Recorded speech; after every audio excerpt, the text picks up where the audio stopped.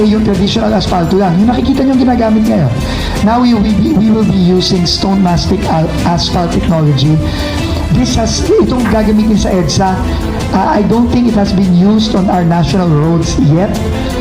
No, itong technology ito, makikita niyo ito mostly sa Japan. Kung makikita niyo yung mga asfalto sa Japan, ito yung gagamitin nating teknolohiya.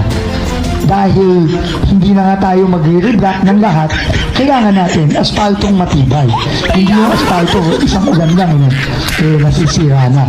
No? Daanan nga ng tubig, nasisira na. Ito mas matibay and mas madaling i-maintain. Mas mahaba ang maintenance life nung Yan si Best Dison. Nauna ang yabang.